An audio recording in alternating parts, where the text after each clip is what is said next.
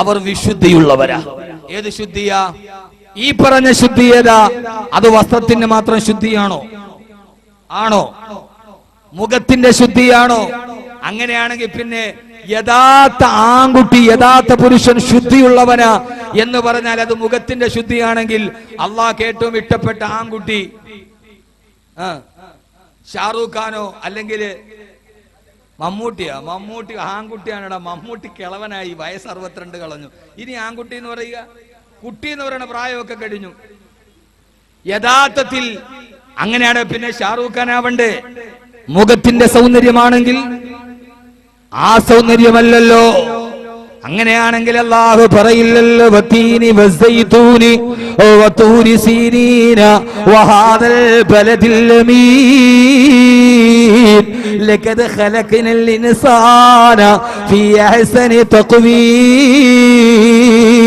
അത്തിമരത്തെ തന്നെയാണ് സത്യം. വസൈതൂനി, സൈതൂൻ പടമരത്തെ തന്നെയാണ് സത്യം. വതൂരി സീനീന, മൗണ്ട് സീനായി പർവ്വത നിരകളെ തന്നെയാണ് സത്യം. മൂസാ നബിയുടെ പ്രബോധനത്തിന്റെ മണ്ണുകൾക്ക് സാക്ഷ്യം വഹിച്ച മൗണ്ട് സീനായി, സീനായി പർവ്വത നിരകളെ തന്നെയാണ് സത്യം. വഹാദൽ ബലദിൽ അമീൻ, നാഗരികതകളുടെ തലസ്ഥാനമായ, നാഗരികതയുടെ കളിത്തൊട്ടിലായ വിശ്വസ്തമായ മക്കാ പട്ടണത്തെ തന്നെയാണ് സത്യം. ലഖദ് ഖലഖനൽ ഇൻസാന ഫീ അഹ്സനി തഖ്വീം. ഈ മനുഷ്യനെ ഞാൻ സൃഷ്ടിച്ചത് ഏറ്റവും നല്ല സൗന്ദര്യത്തോടെയാ, കാണാൻ കൊള്ളാവുന്നവനായി, സുമുഖനായി, സുന്ദരനായി, സുശീലനായി ഞാൻ ഈ മനുഷ്യനെ പടച്ചെന്ന് പറയുമ്പോ ആ പറയുന്നത് കേവലം മുഖത്തിന്റെ സൗന്ദര്യമാണെങ്കിൽ, അത് വസ്ത്രത്തിന്റെ മാത്രം എടുപ്പാണെങ്കിൽ, അത് വസ്ത്രാലങ്കാരത്തിന്റെ പ്രൗഢിയാണെങ്കിൽ പിന്നീട് അല്ലാഹു പറയില്ലല്ലോ സുമ്മറദദിനാഹു അസ്ഫല സാഫിലീൻ. ആ മനുഷ്യനെ ഏറ്റവും അധമരിൽ അധമനായി മാറുകയാ എന്ന് പറഞ്ഞാൽ അതിന്റെ അർത്ഥം സൗന്ദര്യമുള്ള മനുഷ്യന്റെ മുഖം മുഴുവനും പൊള്ളലേറ്റ് വികൃതമായി എന്നല്ല, അവന്റെ ഏതെങ്കിലും സൗന്ദര്യത്തിന്റെ സങ്കല്പങ്ങൾക്ക് കോട്ടം തട്ടി എന്നല്ല, അവൻ ഏതെങ്കിലും അപകടം സംഭവിച്ച് പ്ലാസ്റ്റിക് സർജറിക്ക് വിധേയമായെന്നല്ല. ഏറ്റവും സുന്ദരനായ മനുഷ്യനാരാ? അവന്റെ ഹൃദയത്തിനാണ് സൗന്ദര്യം വേണ്ടത്, അവന്റെ ഹൃദയത്തിനാണ് ശുദ്ധി വേണ്ടത്. പൊന്നുമോനെ, ഈ കാണുന്ന മുഖകമലത്തിനല്ല, വിശാലമായ നെറ്റിത്തടത്തിനല്ല, അംഗബാഹുല്യങ്ങൾക്കല്ല, ശരീരത്തിന്റെ മധ്യഭാഗത്തായി, ഒത്ത മധ്യഭാഗത്തായി, വലതുഭാഗത്തായി ഇടതുഭാഗത്തോട്ട് തിരിഞ്ഞു നിൽക്കുന്ന 450 ഗ്രാം തൂക്കമുള്ള ഒരു മുട്ടിയുടെ വലിപ്പമുള്ള ഒരു അവയവമുണ്ട്. ആ അവയവമാണ് ഫഅൽഹമഹാ ഫുജൂറഹാ വതഖ്വാഹാ. നിന്നെ തെറ്റ് ചെയ്യാൻ തോന്നിപ്പിക്കുന്ന, നന്മയിലോട്ട് നടക്കാൻ പ്രേരിപ്പിക്കുന്ന ഹൃദയമെന്നൊരു ചെറിയ അവയവമുണ്ട്. 5 അടി 10 ഇഞ്ച് വലിപ്പമുള്ള ഈ ശരീരത്തിന്റെ സൗന്ദര്യമല്ല ഞാൻ ഈ പളപളാ പിന്നുന്ന സിൽക്ക് ജുബ്ബ ഇട്ടിരിക്കുന്നത് ശരീരത്തിന്റെ സൗന്ദര്യത്തിനാ. സ്വർണ്ണ കളറുള്ള വാച്ചിട്ടിരിക്കുന്നത് എന്റെ ശരീരത്തിന്റെ സൗന്ദര്യത്തിനാ. ഈ മോതിരമുള്ളത് ഇട്ടിരിക്കുന്നത് എന്റെ ശരീരത്തിന്റെ സൗന്ദര്യത്തിനാ. ഞാൻ ഈ വസ്ത്രമെടുത്തിരിക്കുന്നത്, അതിന് യോജിച്ച കളറുള്ള വസ്ത്രമെടുത്തിരിക്കുന്നത് എന്റെ ശരീരത്തിന്റെ സൗന്ദര്യത്തിനാ. പക്ഷെ അല്ലാഹു പറഞ്ഞു അല്ല, അല്ല, ഈ വസ്ത്രാലങ്കാരത്തിന്റെ സൗന്ദര്യമല്ല. വലിബാസു തഖ്വാ അദാലിക ഖൈർ. ഏറ്റവും ഉന്നതമായ വസ്ത്രമേതെന്നറിയോ? അത് വിവാൽഡിയുടെ അല്ല, അത് റെയ്മോൺസിന്റെ അല്ല. തഖ്വ എന്ന ഒരു വസ്ത്രമുണ്ട്. ആ തഖ്വ എന്ന വസ്ത്രം കൊണ്ട് ഹൃദയത്തെ പ്രദർശിപ്പിക്കാൻ കഴിയുമ്പോ ഫഅൽഹമഹാ ഫുജൂറഹാ വതഖ്വാഹാ. ഏറ്റവും വലിയ തെറ്റ് ചെയ്യാനും നിനക്ക് തോന്നലുണ്ടാക്കുന്ന, നന്മ ചെയ്യാനും തോന്നലുണ്ടാക്കുന്ന ആ ഹൃദയത്തിന്റെ വിശുദ്ധിയായ ഏറ്റവും വലിയ വിശുദ്ധിയെങ്കിൽ എന്റെ പ്രിയപ്പെട്ട സഹോദരങ്ങളെ, ആ വിശുദ്ധിയിലേക്ക് ഖുർആൻ മാനവ മനസ്സുകളെ മാടി വിളിച്ചപ്പെടാണ്. ഹൃദയം ശുദ്ധമായപ്പെടാ, ഹൃദയത്തിന് വിശുദ്ധി വന്നപ്പെടാ, ഹൃദയത്തിന്റെ വിശുദ്ധി വന്നപ്പെടാണ്. കേവലം 62 അക്ഷരങ്ങൾ അവതരിപ്പിച്ചപ്പോ ഏറ്റവും വലിയ മദ്യത്തിന്റെ രാജാക്കന്മാര് കേരള ഗവൺമെന്റ് മദ്യനിരോധനം നടത്തിട്ട് അതിനേതൊക്കെ തടസ്സവാദങ്ങൾ പറഞ്ഞാലും, വെള്ളാപ്പള്ളി നടേശൻ മറുവാദം പറഞ്ഞാലും, കുറ്റകൃത്യങ്ങൾ പെരുകുമെന്ന് പറഞ്ഞാലും, വ്യാജമദ്യം പെരുകുമെന്ന് പറഞ്ഞാലും, ഇച്ഛാശക്തിയുള്ളൊരു ഗവൺമെന്റിന് ഇതിനെ മറികടക്കാൻ കഴിയുന്ന സംവിധാനമുണ്ടെങ്കിൽ, വിശ്വസ്തതയുള്ള ഉദ്യോഗസ്ഥരുണ്ടെങ്കിൽ, ഇച്ഛാശക്തിയുള്ളൊരു ഭരണകൂടമുണ്ടെങ്കിൽ, ആ ഭരണകൂടത്തിനത് മറികടക്കാൻ കഴിയുമെന്ന് കേവലം 4 ലക്ഷം ചതുരശ്ര കിലോമീറ്റർ വിശാല വിസ്തൃതമായ മക്കാ പ്രദേശത്തിന്റെ സർവാധിപതിയാകുന്നതിന് മുമ്പ് ആദരവായ പ്രവാചകൻ നബി മുഹമ്മദ് മുസ്തഫ സല്ലല്ലാഹു അലൈഹി വസല്ലമ നിങ്ങൾ വിശ്വസിക്കുമോ എന്നെനിക്കറിയില്ല. കഅബാലയത്തിന്റെ മത്താഫിലെ പ്രവാചകൻ സല്ലല്ലാഹു അലൈഹി വസല്ലമ ഇരിക്കവേ ഒരു അറാബിയായ ചെറുപ്പക്കാരൻ നടന്നു പോവുകയാ. പോകുന്ന വഴിയിൽ കൂട്ടുകാർ ചോദിച്ചു, എവിടേക്കാണ്? ഞാൻ മുഹമ്മദിന്റെ ചാരത്തേക്ക് പോവുകയാ. എന്തിനാ പോകുന്നതെന്ന് ചോദിച്ചപ്പോ മുഹമ്മദ് വിളിക്കുന്ന സത്യത്തിലേക്ക് കടന്നു ചെല്ലാൻ മുസ്ലിമാവാൻ പോവുകയാ. മുസ്ലിമാവാൻ പോവുകയാ. കൂട്ടുകാര് പറഞ്ഞു, മുസ്ലിമാവില്ലേ? മുസ്ലിമായാല് പിന്നെ നിനക്ക് വ്യഭിചരിക്കാൻ കഴിയില്ല. ആ ഖട്ടറബിയായ ചെറുപ്പക്കാരൻ പറഞ്ഞത്രേ, എനിക്കിനി വ്യഭിചരിക്കണ്ട. എനിക്ക് മുഹമ്മദ് പറയുന്ന സല്ലല്ലാഹു അലൈഹി വസല്ലം സ്വർഗത്തിലെ ഹൂറിലിങ്ങളെ ഞാൻ ലക്ഷ്യം പ്രാപിച്ചവനാ, എനിക്കിനി വ്യഭിചരിക്കണ്ട. അയാൾ അല്ലാഹുവിന്റെ റസൂലിന്റെ മുമ്പിലേക്ക് നടക്കവേ തൊട്ടടുത്തൊരു കൂട്ടുകാരൻ കണ്ടു. എവിടേക്കാണ്? ഞാൻ മുസ്ലിമാവാൻ പോവുകയാണ്. മുസ്ലിമായാല് പിന്നെ നിനക്ക് കള്ളം പറയാൻ കഴിയില്ല. ഇല്ല, കള്ളം പറയുന്നത് ഞാൻ നിർത്തി. ഞാൻ മുഹമ്മദ് സല്ലല്ലാഹു അലൈഹി വസല്ലമയുടെ സ്വർഗത്തിലേക്ക് പോവാൻ പോവുകയാ. പോകുന്ന വഴിയിൽ ഓരോ കൂട്ടുകാരും പറഞ്ഞു, വ്യഭിചരിക്കാൻ കഴിയില്ല മുസ്ലിമായാൽ, പിന്നെ കള്ളം പറയാൻ കഴിയില്ല, പിന്നെ സഫാ മലയുടെ പുറകിൽ കൊള്ള ചെയ്യാൻ കഴിയില്ല. അപ്പോഴെല്ലാം ആ കറുത്ത ചെറുപ്പക്കാരൻ പറഞ്ഞു, വേണ്ട വേണ്ട, എല്ലാ ദുസ്വഭാവത്തിനോടും ഞാൻ വിട പറഞ്ഞു. കഅബാലയത്തിന്റെ മത്താവിലെ ഹിദായത്തിന്റെ പൊൻവെളിച്ചവുമായി അല്ലാഹുവിന്റെ റസൂൽ ഇരിക്കവേ അവിടേക്ക് എത്തുന്നതിന് തൊട്ടു മുമ്പ് ഒരു കൂട്ടുകാരൻ ചോദിച്ചത്ര, എവിടേക്കാ? ഞാൻ മുസ്ലിമാവാൻ പോവുകയാ. മോനെ, മുസ്ലിമായാൽ പിന്നെ മദ്യപിക്കാൻ കഴിയില്ല. ആ ചെറുപ്പക്കാരൻ തിരിച്ചു നിന്നിട്ട് ചോദിച്ചു, മുസ്ലിമായാ പിന്നെ മദ്യപിക്കാൻ കഴിയില്ല? ഇല്ല, മദ്യനിരോധനമാണ് അവിടെ. എന്നാൽ എനിക്ക് മുസ്ലിമാവണ്ട. മദ്യപിക്കാത്തൊരു രാത്രി എനിക്ക് ചിന്തിക്കാൻ കഴിയില്ല. വ്യഭിചരിക്കാത്ത ഒരു പെണ്ണിന്റെ ചൂടും ചൂരും അനുഭവിക്കാത്ത രാത്രി എനിക്ക് പ്രശ്നമല്ല. പക്ഷേ മദ്യക്കോപ്പ് നുണയാത്ത, മദ്യത്തിന്റെ ഒരു തുള്ളി നുണയാത്തൊരു രാത്രി എനിക്ക് ചിന്തിക്കാൻ കഴിയില്ലെന്ന് പറഞ്ഞ് ആ ചെറുപ്പക്കാരൻ തിരിച്ചു നടന്നെങ്കിൽ, സഹോദരങ്ങളെ, ചെറുപ്പക്കാരാ, മദ്യത്തിനോട് വിട പറയാൻ വൈമനസ്യമുള്ളൊരു സമൂഹത്തിന് മുമ്പ് ഇന്നമൽ ഖംറു വൽ മൈസിറു വൽ അൻസാബു വൽ അസ്ലാമു റിജ്സും മിൻ അമലി ശൈത്താൻ ഫജ്തനിബൂഹു ലഅല്ലകും തുഫ്ലിഹൂൻ. ഈ മദ്യവും മദിരാശിയും പൈശാചിക ദുർബോധനമാണ്. ഫഹല്ലന്തും മുൻതഹൂൻ. അത് നിങ്ങൾക്ക് നിർത്താറായില്ലേ എന്ന് ചോദിക്കുമ്പോ ഏതാണ്ട് 62 അക്ഷരങ്ങൾ അവതരിപ്പിക്കപ്പെട്ടപ്പോ UDF-ന്റെ യോഗത്തിൽ ചർച്ച ചെയ്തില്ല. KPCC പ്രസിഡന്റും മുഖ്യമന്ത്രിയും തമ്മിൽ തർക്കമുണ്ടായില്ല. എക്സൈസ് മന്ത്രി മാറി നിന്നില്ല. MLA-മാരുടെ യോഗം വിളിച്ചില്ല. സമുദായ നേതാക്കളെ സമ്മർദ്ദം ചെലുത്തിയില്ല. പള്ളിയിലെ അച്ഛന്മാര് വേണ്ടെന്ന് പറഞ്ഞില്ല. കേവലം 62 അക്ഷരം അവതരിക്കപ്പെട്ടപ്പോ ആ സമയത്ത് കുടിച്ചുകൊണ്ടിരുന്ന മദ്യത്തിന്റെ കോപ്പയും വലിച്ചെറിഞ്ഞിട്ട് യാ റസൂലല്ലാഹ്,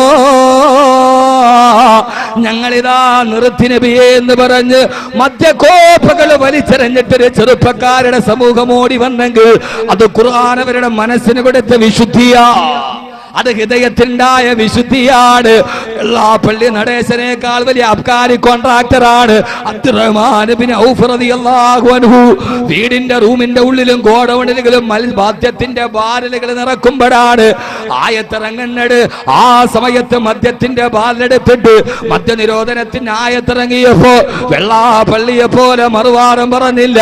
നടേശനേക്കാൾ വലിയ അബ്കാരി കോൺട്രാക്ടർ ആയിരുന്ന അറബയിലെ ഏറ്റവും വലിയ അബ്കാരി കോൺട്രാക്ടർ പ്രവർത്തകർ ബാരലുകൾ മറിച്ചു വിട്ടിട്ട് സാമ്പത്തിക നട്ടത്തെ കുറിച്ച് ചിന്തിച്ചില്ല.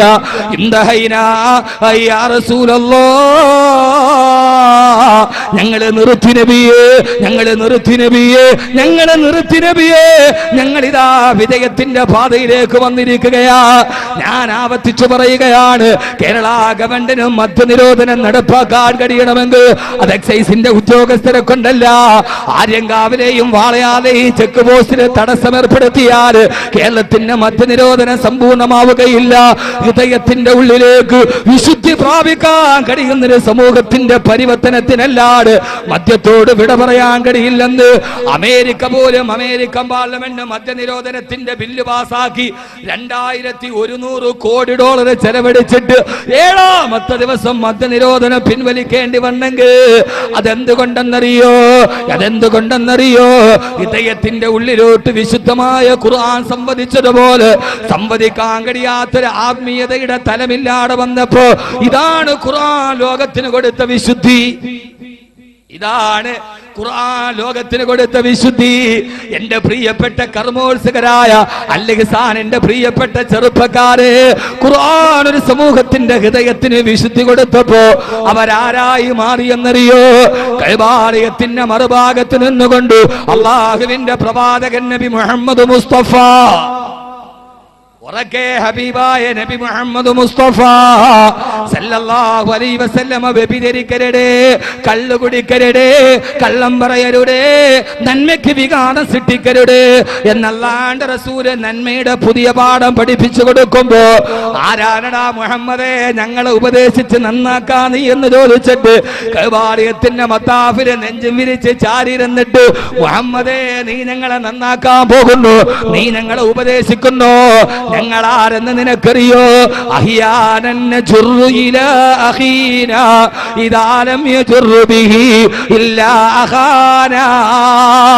ചരിത്രത്തിൽ കുറിച്ചിടണമിത്. ഒരിടവേളയ്ക്ക് ശേഷം എന്റെ പ്രിയപ്പെട്ട ചെറുപ്പക്കാരോട് പറയുമ്പോ കർമ്മോത്സുകതയുടെ കർമ്മപര്യായമായ എന്റെ കടുവാപ്പള്ളിയിലെ ചെറുപ്പക്കാരാ,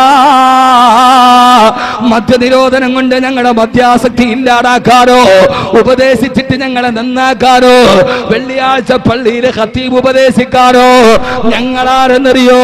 നെഞ്ചത്തേക്ക് വെള്ള ചൂണ്ടിയിട്ട് ഞങ്ങളാരെന്നറിയോ?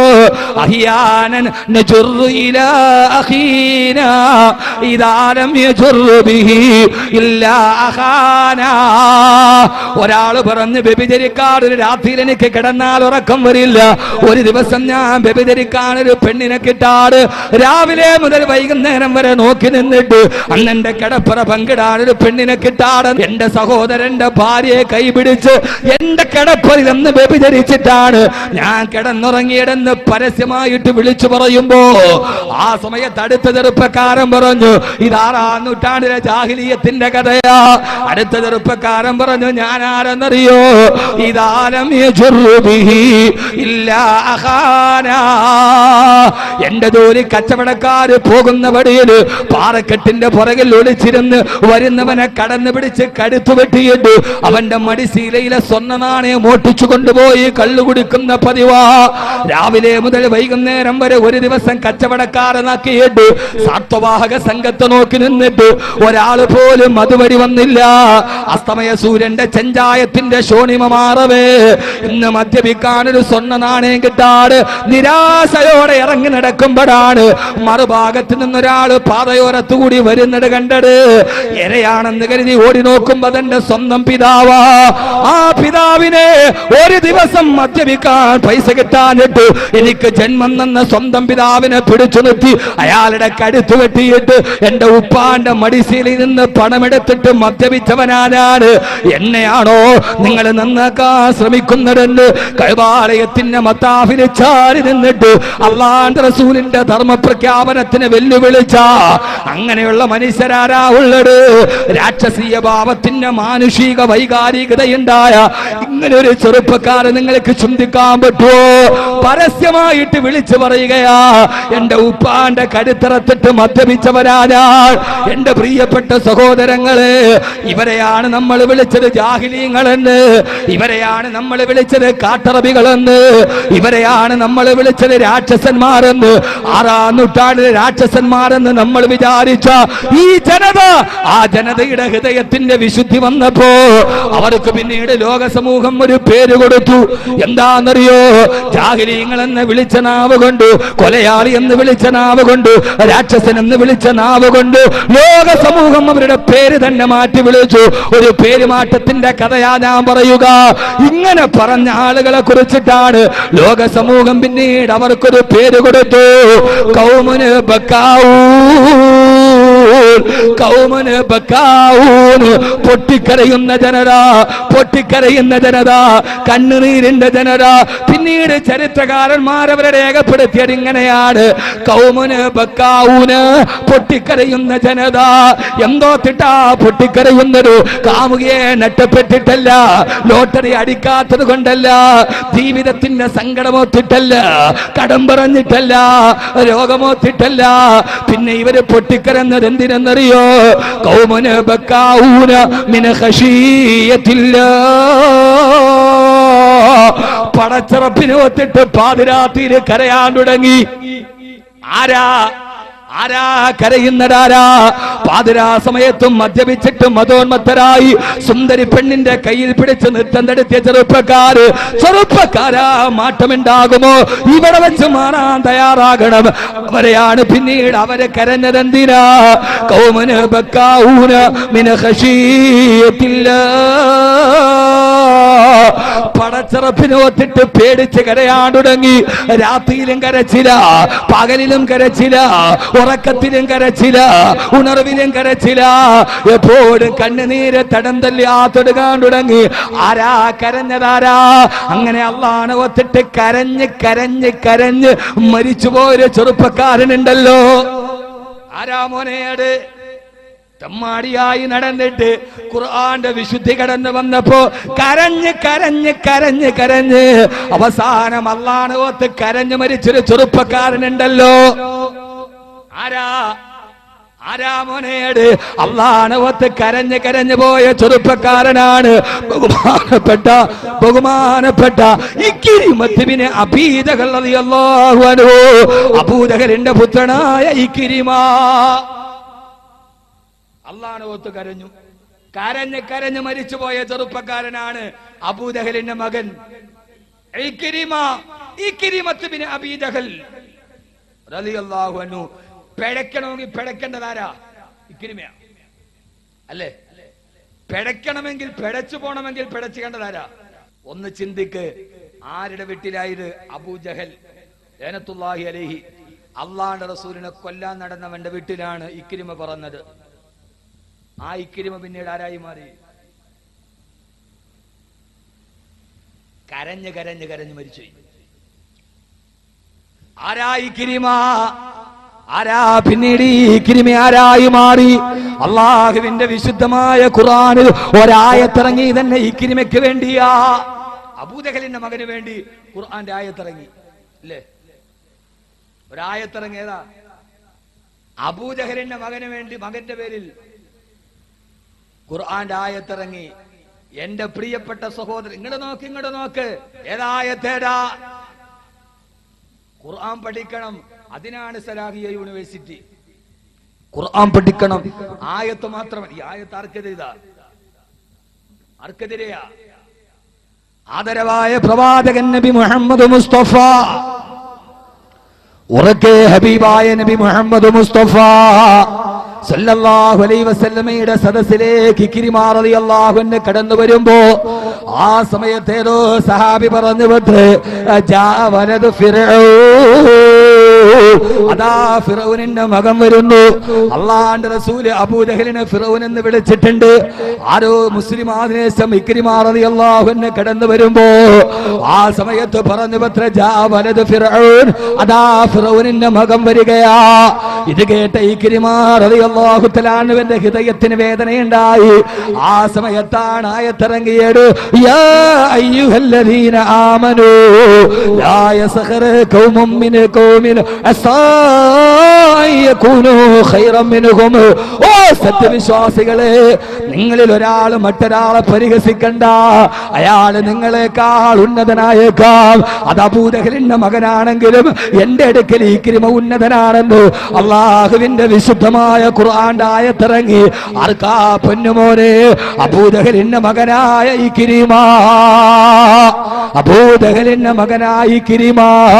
ഈ ഇക്രിമയാണ് ഒരു തുള്ളി മദ്യത്തിന് വേണ്ടി അടുത്ത് കണ്ടവന്റെ കടുത്ത് വെട്ടിയ ഇക്രിമയാണ്. നഹാവന്ത് യുദ്ധം നടക്കുമ്പോ, വെട്ടുകളേറ്റ് യുദ്ധഭൂമിയിൽ കിടക്കുമ്പോ നമ്മൾ പലപ്പോഴും കേട്ടിട്ടില്ലേ, സഹാബിയുടെ മുമ്പിലേക്ക് വെള്ളം കൊണ്ടുവന്നപ്പോ അടുത്ത് കിടക്കുന്ന സഹാബി നിലവിളിക്കുകയാണ്, വെള്ളം വെള്ളം. ഈ സഹാബി പറഞ്ഞു, എനിക്ക് വേണ്ട. അടുത്ത് കിടന്ന് നിലവിളിക്കുന്ന ആൾക്ക് കൊടുക്ക്. ആ വെള്ളപാത്രം അവിടേക്ക് നീങ്ങി. അടുത്ത സഹാബി നിലവിളിക്കുകയാ, പറഞ്ഞു, എനിക്ക് വേണ്ട. അടുത്ത ആളിലേക്ക് നീങ്ങ്. ഒരു നേരത്തെ ഒരു തുള്ളി മദ്യത്തിന് വേണ്ടി അടുത്ത് കണ്ടവന്റെ കടുത്ത് വെട്ട ഇക്രിമയാണ്. താൻ മരിക്കുന്ന സമയത്ത് ദാഹജലം കൊണ്ടുവരുമ്പോ എനിക്കിത് വേണ്ടാന്ന് പറഞ്ഞ് നഹാവൻ നിന്നെ യുദ്ധഭൂമിയിൽ അടുത്ത് കിടക്കുന്നവന് പച്ചവെള്ളം കൊടുക്കാൻ പറഞ്ഞു. ബഹുമാനപ്പെട്ട ഇക്രിമ മുസ്ലിമായതിനു ശേഷം ഇക്രിമ റളിയല്ലാഹു തആല അൻഹു എവിടെ പോയാലും പിന്നെ പള്ളിയിലേക്ക് കിടന്നിറങ്ങൂ. അല്ലാത്ത സമയത്ത് മുഴുവനും വകാന ഖുർആൻ, എപ്പോഴും ജോലി ഖുർആനോദല, എപ്പോഴും ജോലി ഖുർആനോദും. അങ്ങനെ ഖുർആനോദിയോടി അതിന്റെ തഖ്വയിൽ മരിച്ച സഹാബിയാണ് ബഹുമാനപ്പെട്ട ഇക്രിമത്ത് ബിൻ അബീ ജഹൽ. ഇക്രിമത്ത് ബിൻ അബീ ജഹൽ റളിയല്ലാഹു തആല അൻഹു. പിഴച്ചു പോകണമെങ്കിൽ പിഴക്കേണ്ടത് ഇക്രിമയല്ലേ? എന്തുണ്ടായില്ല? ഇതാണ് ഖുർആന്റെ വിശുദ്ധി. ഖുർആൻ അവരുടെ ഹൃദയത്തിന് വിശുദ്ധി നൽകിയപ്പോ, ആ വിശുദ്ധി അവരുടെ ഹൃദയത്തിലേക്ക് ഇറങ്ങിയപ്പോ അവർ ലോകത്തിലെ ഏറ്റവും നല്ല മനുഷ്യരായി മാറി. അതുകൊണ്ട് ഞാൻ പറയുന്നത്, നമ്മുടെ ഹൃദയത്തിന് വിശുദ്ധി ഉണ്ടാകണമെങ്കിൽ ആദ്യം പഠിപ്പിക്കേണ്ടത് ഖുർആന്റെ വിശുദ്ധിയാണ്. അല്ലാത്ത മറ്റൊരു ശുദ്ധിയും ഈ ഭൂലോകത്ത് ബലവത്താവുകയില്ല. ആകൂ? എന്താ നിങ്ങൾ എന്നെ തുറച്ചു നോക്കണം? ഇവിടെ പൊന്നു കുട്ടിയെ, ഖുർആന്റെ വിശുദ്ധി നിനക്കും നിന്റെ തലമുറയ്ക്കും ഇല്ലാത്തിടത്തോളം കാലം മറ്റൊരു വിശുദ്ധി ജീവിതത്തിൽ പ്രയോജനം ചെയ്യുകയില്ല. അള്ളാഹു നമുക്ക് ആ ശുദ്ധി നൽകി അനുഗ്രഹിക്കട്ടെ. എന്തുകൊണ്ട് ഖുർആൻ പഠിപ്പിച്ചാലേ ഈ തലമുറക്കിന് നിലനിൽപ്പുണ്ടാവൂ? എന്താ അതിന്റെ കാരണം? എന്താ? ഒരു മാതാപിതാക്കൾക്ക് മക്കളെ കിട്ടണമെങ്കിൽ വാത്സല്യത്തോടെ തന്നെ മകൻ തന്നെ ഉപ്പാ എന്നൊന്ന് വിളിക്കുന്നത് കേൾക്കണമെങ്കിൽ, ഉമ്മ എന്ന വാത്സല്യത്തിന്റെ വിളി കേൾക്കണമെങ്കിൽ അത് ഈ ഖുർആൻ എന്ന ഏറ്റവും വലിയ വിജ്ഞാനത്തെ പഠിപ്പിച്ചാലല്ലാതെ സാധ്യമാവുകയില്ല. കാരണം എന്താ? ബഹുമാനപ്പെട്ട ലുക്മാൻ അലൈഹിസ്സലാത്തു വസ്സലാം ഒരു യാത്ര പോകാൻ ഒരുങ്ങവേ പ്രിയപ്പെട്ട ഉമ്മാന്റെ ചാരത്തേക്ക് പോയി, ഉമ്മ ഞാൻ യാത്ര പോവുകയാ. സാധാരണ നമ്മളൊക്കെ ഗൾഫിൽ പോകുമ്പോ ഉമ്മയോട് യാത്ര പറയാൻ പോകുന്നത് പോലെ ലുക്മാൻ അലൈഹിസ്സലാത്തു വസ്സലാം ഉമ്മാനോട് യാത്ര പറയാൻ പോകവേ ആ സമയത്ത് ചോദിച്ചു, ഉമ്മ, യാത്ര കഴിഞ്ഞിട്ട് ഞാൻ തിരിച്ചു വരുമ്പോ എന്റെ പ്രിയപ്പെട്ട ഉമ്മയ്ക്ക് ഞാൻ എന്താണ് കൊണ്ടുവന്ന് തരേണ്ടത്?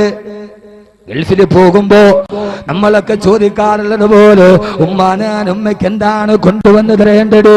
ആ സമയത്ത് ഉമ്മാന്റെ മറുപടി, പൊന്നുമോനെ, നീ യാത്ര കഴിഞ്ഞ് എനിക്ക് കൊണ്ടുവരേണ്ടത് എന്തെന്നറിയോ? എന്താണ് ഉമ്മ? യാത്ര പോകാൻ ഒരുങ്ങവെയുള്ള ചോദ്യമാണ്. ആ സമയത്ത് പറഞ്ഞു, പൊന്നുമോനെ, യാത്ര കഴിഞ്ഞ് നീ തിരിച്ചു വരുമ്പോ സ്വർഗത്തിലെ ഒരു പിടി മണ്ണ് നീ എനിക്ക് കൊണ്ടുവന്നു തരുമോ?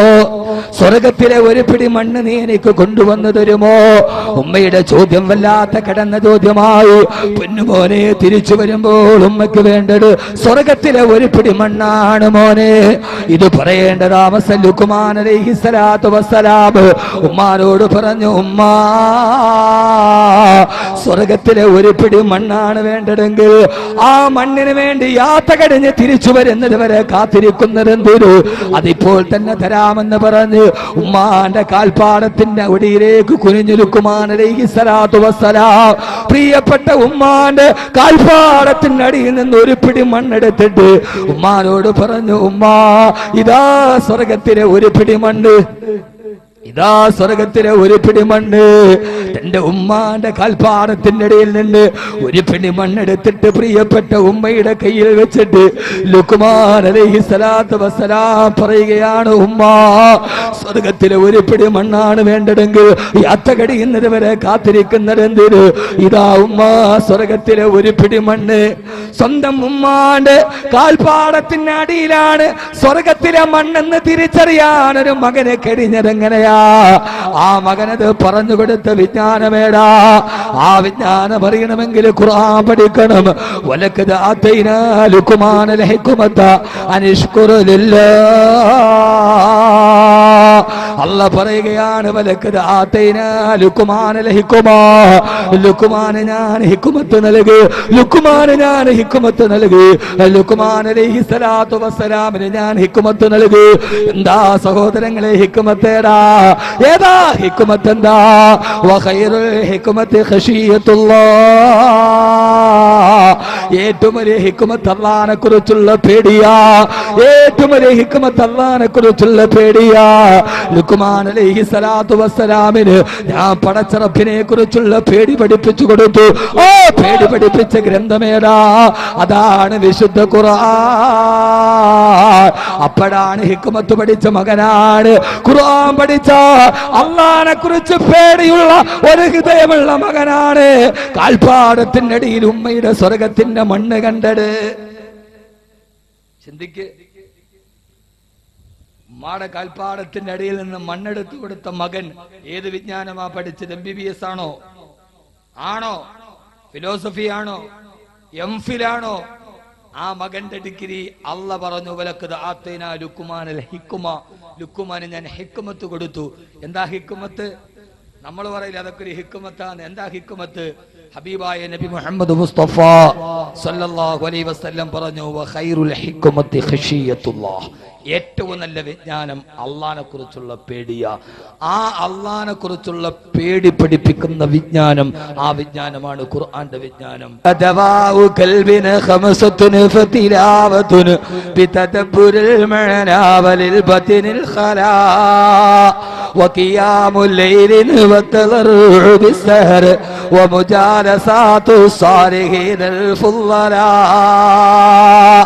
ഹൃദയത്തിന്റെ മരുന്നിനെ കുറിച്ച് പറയുമ്പോ 5 മരുന്നുകളാ പറഞ്ഞത്.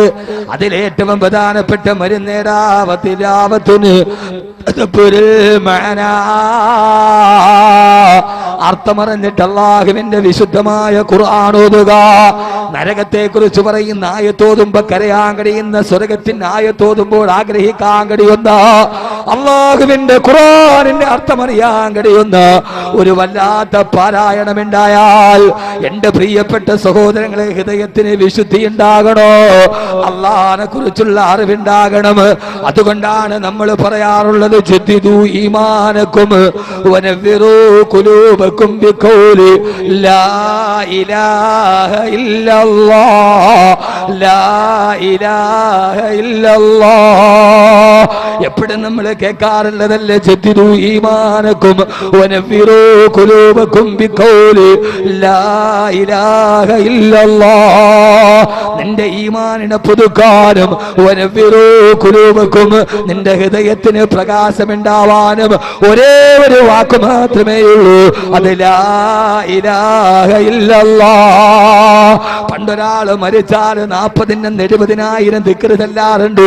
ഇന്നതെല്ലാം മുസ്ലിയാരുടെ വഴുപ്പലക്കലാന്ന് പറഞ്ഞ് ആധുനികതയുടെ പുരോഗമനമാണ് നിനക്ക് നട്ടുനക്ക് വന്നപ്പോ, ഇസ്ലാമിനെ നീ പരിഷ്കരിക്കാൻ മെനക്കെട്ടപ്പോ, ഇസ്ലാമിനെ നീ പോളിഷ് ചെയ്താ മെനക്കെട്ടപ്പോ, യുക്തിവാദികളെ 2 സൈസാ. ഒന്ന് ഇസ്ലാമിലെ യുക്തിവാദി, ഒന്ന് പരമയുക്തിവാദി. പരമയുക്തിവാദിയാണ് ഇടമറുക്. പിന്നെ ഇസ്ലാമിലെ യുക്തിവാദികളുണ്ട്, ഞങ്ങളത് കണ്ടിട്ടില്ലാത്തത് കൊണ്ട് വിശ്വസിക്കില്ല എന്ന് പറയുന്ന ഇസ്ലാമിലെ യുക്തിവാദികളെ സ്ഥാനം പിടിച്ചപ്പോ അടക്ക മൂല്യാര് പയറ്റി പിടപ്പിന് പറയുന്നതാണ് പറഞ്ഞപ്പോ എടാ പൊന്നുമോനെ 70,000 ദിക്റ് ചൊല്ലിയിട്ട് നിന്റെ വാപ്പാടെ കബറിന് വേണ്ടി മാത്രമല്ല, അത് ചൊല്ലുന്നവന്റെ ഹൃദയത്തിന്റെ പ്രകാശം കൂടിയാ. വസ്ത്രം അലക്കുമ്പോ കൈയല്ലേ ആദ്യം വെളുക്കുന്നത്, പിന്നെയല്ലേ വസ്ത്രം വെളുക്കുന്നത്. അത് ചൊല്ലുന്നവന്റെ ഹൃദയത്തിന് പ്രകാശം കിട്ടാ, നിന്റെ ഉപ്പാന്റെ കബറത്തിലേക്ക് പ്രകാശം കിട്ടാ. എല്ലാം വലിച്ചെറിഞ്ഞു കഴിഞ്ഞപ്പോ, എല്ലാം നഷ്ടപ്പെടുത്തി കഴിഞ്ഞപ്പോ, പണ്ട് കാലത്തൊക്കെ ലാ ഇലാഹ ഇല്ലല്ലാഹ് ചൊല്ലിയപ്പോ ഹൃദയത്തിന് പ്രകാശമുണ്ടായിരുന്നില്ലേ? പണ്ട് ഹജ്ജ് ചെയ്തവന്റെ മുഖത്ത് നോക്കിയാൽ എന്ത് പ്രകാശമാ, എന്നാ പ്രകാശം പോലും നഷ്ടപ്പെട്ടു പോയി. അതുകൊണ്ട് ഞാൻ ആവർത്തിച്ചെന്റെ പ്രിയപ്പെട്ട സമൂഹത്തിനോട് ഇന്നത്തെ ദിവസം വേറെ പറയാൻ കഴിഞ്ഞില്ലെങ്കിലും അള്ളാന്റെ ഖുർആൻ പഠിപ്പിച്ച വിജ്ഞാനമുണ്ട്. ആ വിജ്ഞാനം പടച്ചറപ്പിനെ കുറിച്ച് പഠിക്കാനാ. ആരാ പടച്ചറപ്പാരാ? ഇവിടെ വെച്ച് നമ്മൾ അള്ളാനെ പഠിക്കുകയാ. ഖുർആൻ സഹാബത്തിന് കൊടുത്ത വിശുദ്ധിയാ. കഅബാലയത്തിന്റെ മുൻഭാഗത്ത് നിങ്ങൾ സ്ഥാപിച്ചു വെച്ച കരിങ്കൽ വിഗ്രഹത്തിലല്ല, ജലാലിയത്തിന്റെയും ജമാലിയത്തിന്റെയും റുബൂബിയത്തിന്റെയും വഹ്ദാനിയത്തിന്റെയും ഉടമസ്ഥനായ അല്ലാഹ്. ഇക്രിമ റളിയല്ലാഹു അൻഹു പഠിച്ചത് അല്ലാഹനെ കുറിച്ചാ. ഇക്രിമ പാതിരാത്രിയിൽ കരഞ്ഞത് വാനശാസ്ത്രം പഠിച്ചിട്ടല്ല. ഉമർ റളിയല്ലാഹു തആല അൻഹു പാതിരാ സമയത്തല്ലേ അങ്ങകലെ നിന്ന് ആളുകൾ വരുമ്പോ പാതിരാ സമയത്ത് ഗോതമ്പ് ചുമക്കാനും പാതിരാ സമയത്ത് പ്രസവം എടുക്കുന്നവന് കാവൽ നിൽക്കാനും അറേബ്യയുടെ ഭരണാധികാരിയായ ഉമർ പോയപ്പോ കൂട്ടുകാര് പറഞ്ഞില്ലേ, ഉമറേ എല്ലാ ദിവസവും രാത്രി നിങ്ങൾ തന്നെ ഉറക്കമളച്ചിട്ട് കാവൽ നിൽക്കണ്ട, ഞങ്ങൾ കൂടി സഹകരിക്കാമെന്ന് പറഞ്ഞപ്പോ ആ സമയത്ത് ഉമർ റളിയല്ലാഹു അൻഹു പറഞ്ഞതെന്താ?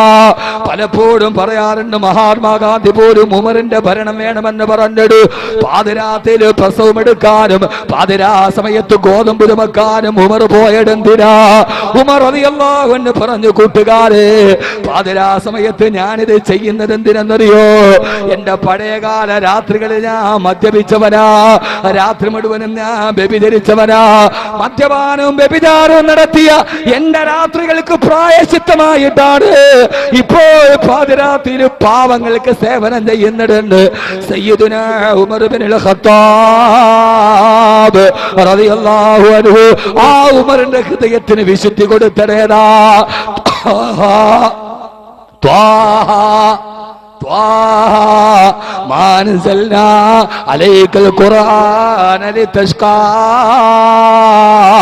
അള്ളാനെ കുറിച്ചിട്ടുള്ള ചിന്തയല്ലയോ? അതുകൊണ്ട് ഈ കടുവാപ്പള്ളിയിൽ എന്നെ കേൾക്കാനെത്തിയ എന്റെ പ്രിയപ്പെട്ട ചെറുപ്പക്കാരോട് ഓർമ്മിപ്പിക്കുകയാണ്, ആദ്യം പടച്ചറപ്പിനെ കുറിച്ച് പഠിക്കുക. ആരാ റബ്ബാരാ? അള്ളാഹുവിന്റെ ഖുർആനിൽ ആദ്യമല്ല പറഞ്ഞതേടാ, നിന്നെ സൃഷ്ടിച്ച റബ്ബ്, നിന്നെ പേന കൊണ്ട് എഴുതാൻ പഠിപ്പിച്ച റബ്ബ്. ആ റബ്ബിനെ കുറിച്ച് ഖുർആൻ പറഞ്ഞ വിശുദ്ധിയുടെ പാഠം പറയുകയാ. ആരാ അള്ളയാരാ? ആരാ പടച്ചറപ്പാരാ? അവൻ രാജാവല്ലയോ? അവന് രാജാതിരാജനല്ലയോ? എല്ലാത്തിന്റെയും ഉടമസ്ഥനല്ലയോ? ഏറ്റവും വലിയ രാജാവാരാ? യഥാർത്ഥത്തിൽ നമ്മൾ രാജാവെന്ന് പറഞ്ഞവരാരും യഥാർത്ഥ രാജാവല്ലല്ലോ. ഡൽഹി ജുമാ മസ്ജിദ് ഉദ്ഘാടനം ചെയ്യാൻ പോകുമ്പോ രഥം പൂട്ടിയ സ്വർണത്തിന്റെ രഥം പൂട്ടിയ കുതിരവണ്ടിയുടെ മുകളിൽ ഇടതുഭാഗത്തും വലതുഭാഗത്തും സ്വർണ്ണ നാണയങ്ങൾ നിറച്ച ചാക്കും വെച്ചിട്ട് റോഡിന്റെ ഇടതുഭാഗത്തും വലതുഭാഗത്തും നിൽക്കുന്ന ആളുകൾക്ക് സ്വർണ്ണ നാണയം വാരിയെറിഞ്ഞു കൊടുത്ത രാജാവാണ് ഷാജഹാൻ ചക്രവർത്തി. പക്ഷേ ഷാജഹാൻ എവിടെ ഷാജഹാൻ എവിടെ? ആ ഷാജഹാൻ മണ്ണിന്റെ അടിയിലേക്ക് പോയി. അതയോരത്ത് കാത്തുനിന്ന ആളുകൾക്ക് സ്വർണ്ണ നാണയം വാരിക്കൊടുത്തിട്ട് പോയ ഖജനാവിന്റെ ഉടമസ്ഥനായ ഷാജഹാൻ എവിടെ? ആ ഷാജഹാൻ മണ്ണിന്റെ അടിയിലാ. എന്റെ പ്രിയപ്പെട്ട പെങ്ങള്, ഡൽഹി മ്യൂസിയത്തിന്റെ മറുഭാഗത്ത് പോലും സ്വർണത്തിന്റെ രത്നം പതിച്ച ഒരു സുന്ദരമായ പെണ്ണിന്റെ കുപ്പായം ഇരിക്കുന്നുണ്ട്. സ്വർണത്തിന്റെ രത്നങ്ങൾ പതിച്ച സ്വർണം പതിച്ചൊരു സ്വർണ്ണക്കുപ്പായം ഇപ്പോഴും ഡൽഹി മ്യൂസിയത്തിൽ ഇരിക്കുകയാ. അതാരുടെ കുപ്പായമാണെന്നറിയോ? ആ കുപ്പായം മുംതാസിന്റെ കുപ്പായമാ. കുപ്പായം ഇപ്പോഴും ഡൽഹി മ്യൂസിയത്തിലുണ്ട്. പക്ഷേ മുംതാസ് എവിടെ? മുംതാസ് എവിടെ? എവിടെ മുംതാസ്? എവിടെ മുംതാസ്? മണ്ണിന്റെ അടിയിലാ. അവളുടെ കുപ്പായം ഇപ്പോഴും ഡൽഹി മ്യൂസിയത്തിലാ. രാജാവെന്ന് നമ്മൾ വിളിച്ചവരെല്ലാം, എല്ലാ രാജാക്കന്മാരും പോകുമ്പോ യഥാർത്ഥത്തില് രാജാവാരാ? അലിഫ് ലാം മീം. അല്ലാഹു ലാ ഇലാഹ ഇല്ലാ ഹുവൽ ഹയ്യുൽ ഖയ്യൂം ലാ തഖുദുഹു സിനത്തും വലാ നൗം. രാജാവാരാ? ആകാശത്തിന്റെ രാജാവാരാ? അല്ലാഹ് ചോദിക്കുന്നില്ലേ, അഫറഅയ്തുമുൽ മാഅല്ലദീ തശ്റബൂൻ. ആകാശത്ത് നിന്ന് ഞാനൊന്ന് തീരുമാനിച്ചപ്പോ തിമിർത്ത് പെയ്ത ഈ മഴത്തുള്ളികൾ നിങ്ങൾ കാണുന്നില്ലയോ? ഈ മഴത്തുള്ളികൾ ഭൂമിയിലേക്ക് പറന്നു വിട്ടതാരാ? അന്തും അൻസൽതുമൂഹു മിനൽ മുസ്നി അം നഹ്നുൽ മുൻസിലൂൻ. അല്ലാഹ് പറയുകയാ, മഴയൊന്ന് പെയ്തപ്പോ കസേരയും എടുത്തുകൊണ്ട് ഓടിയവരെ ഇങ്ങോട്ട് നോക്ക്. അല്ലാഹ് ചോദിക്കുകയാണ്, എടാ രാജാവാരാണടാ? ആകാശത്തിന്റെ മുകളിൽ നിന്ന് ഞാനൊരു തീരുമാനമെടുത്തപ്പോ ഇതാറാദ ശൈഅൻ യഖൂല ലഹു കുൻ ഫയകൂൻ. രണ്ടേ രണ്ടക്ഷരത്തിന്റെ കുന്നെന്ന് പറഞ്ഞപ്പോ അന്തും അൻസൽതുമൂഹു മിനൽ മുസ്നി അം നഹ്നുൽ മുൻസിലൂൻ. ഈ മഴത്തുള്ളി വന്നത് ഞാനാണോ? അതല്ല, മഴ വർഷിപ്പിച്ചത് നിങ്ങളാണോ? നിങ്ങൾക്ക് കുടിവെള്ളം തന്നടാരാ? അത് നിങ്ങളുടെ നാവായിക്കുളം ഗ്രാമപഞ്ചായത്തിന്റെ സംഭാവനയാണോ? പൊന്നുമോനെ, യഥാർത്ഥ രാജാവാരാ? ആ രാജാവ് മറ്റാരുമല്ല, അലിഫ് ലാം മീം. അല്ലാഹു ലാ ഇലാഹ ഇല്ലാ ഹുവൽ ഹയ്യുൽ ഖയ്യൂം. അവനാണ് സർവാധിപതി, അവനാണ് ഏകാധിപതി, അവനാണ് സ്വേച്ഛാധിപതി. അവനെ വെല്ലാൻ ആരുമില്ല. നമ്മൾ പറയും രാജാവ് നീണാൾ വാഴട്ടെ, എന്നാ ഒരു രാജാവ് നീണാൾ വാഴട്ടില്ല താനും. ആരെങ്കിലും 12 വർഷം തുടർച്ചയായി ബാങ്ക് വിളിച്ചാൽ അവന്റെയും സ്വർഗത്തിന്റെയും ഇടയിലുള്ള ഒരേ ഒരു തടസ്സം, അതും മരണമല്ലാതെ മറ്റൊന്നുമല്ലെന്ന് ഹബീബായ നബി മുഹമ്മദ് മുസ്തഫ. അല്ലാഹുവിന്റെ തൃപ്തിക്ക് വേണ്ടി 12 വർഷം പള്ളിയിൽ മുഅദ്ദിനായ മനുഷ്യന്, ആ മനുഷ്യൻ വിലായത്തിന്റെ അങ്ങേയറ്റത്താണ്. അദ്ദേഹത്തിന്റെയും മരണത്തിന്റെയും ഇടയിൽ, സ്വർഗത്തിന്റെയും ഇടയിലുള്ള തടസ്സം മരണം മാത്രമാ. അതൊന്നും നമുക്ക് മനസ്സിലാവില്ല എന്റെ പ്രിയപ്പെട്ട സഹോദരങ്ങള്. അതുകൊണ്ട് ആവർത്തിച്ച് ഞാൻ പഠിപ്പിച്ചു തരുന്നത്, ലോകത്തിന്റെ രാജാവ് അല്ലാഹുവാ. അവനെ വെല്ലാൻ പറ്റിയ രാജാവ് മറ്റാരുമില്ല. അതുകൊണ്ട് രാജാവിനോടാണ് ചോദിക്കേണ്ടത്. പറയേണ്ടത് ആരോടാ? ലാത്തയോടും മുസ്സയോടുമല്ല. ഇക്രിമയോട് പഠിപ്പിച്ചു കൊടുത്തു, അള്ളാനെ പഠിപ്പിച്ചു കൊടുത്തു. അള്ളാനോട് പറയുക. അപ്പൊ നമ്മൾ പറയുന്ന വാക്കെന്താ? സാറേ, ഞാൻ പറഞ്ഞ അല്ലാഹ് കേൾക്കൂല. എന്താ മോനെ, നീ എങ്ങനെ പറഞ്ഞാൽ ഇസ്ലാമിൻ